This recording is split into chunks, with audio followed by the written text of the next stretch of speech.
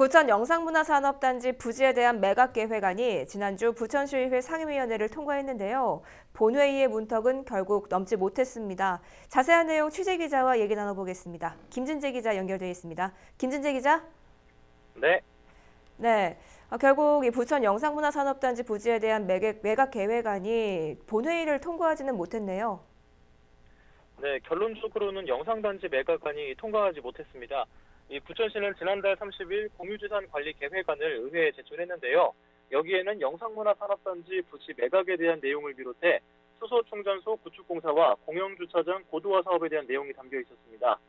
해당 안건은 13일 상임위원회 심사를 통과했는데 본회의를 하루 앞둔 지난 19일 박정산 부천시의원을 비롯한 시의원 7명이 공유재산 관리계획안 수정안을 의회에 제출했습니다.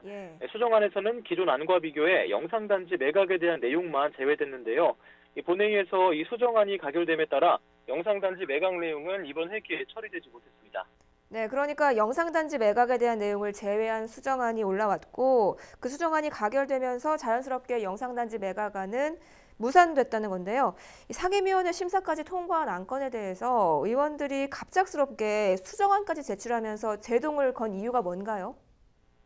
수정안을 대표 발의한 박정산 의원은 이 수정안 제안 이유에 대해서 주택 과잉 공급과 교통난 우려라고 밝혔습니다. 특히 현재 영상단지 부지에 주거 5,300여 세대가 계획돼 있고 오피스텔 등을 합하면 세대수는 더 늘어나게 된다면서 이런 부분에 대해 좀 더 면밀한 검토가 필요하다고 설명했습니다. 마찬가지로 해당 지역구의 30 국회의원도 최근 당정협의회 등 공식 석상에서 이런 문제를 지적하고 있는 상황인데요.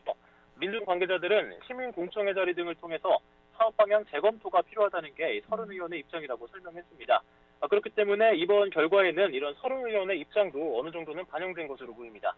네, 그렇군요. 이 부천시가 제출한 영상단지 매각안이 의회 관문을 넘지 못하면서 이 계획에 차질이 생길 것으로 보이는데요. 어떻습니까?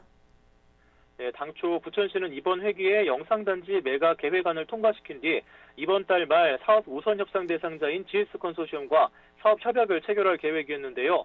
이번 결과에 따라서 이 사업 일정도 늦어질 것으로 보입니다. 원래 부천시의 계획대로라면 올해 말 토지 매매 계약 체결 후 오는 2025년까지는 영상문화산업단지 조성이 완료가 돼야 하거든요.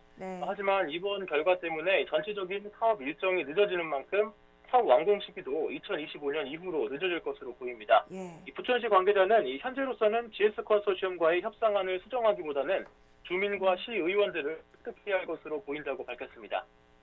네, 알겠습니다. 부천 영상문화산업단지 부지에 대한 매각 계획안이 본회의를 통과하지 못했다는 이야기 전해드렸습니다. 지금까지 김진재 기자였습니다. 수고하셨습니다.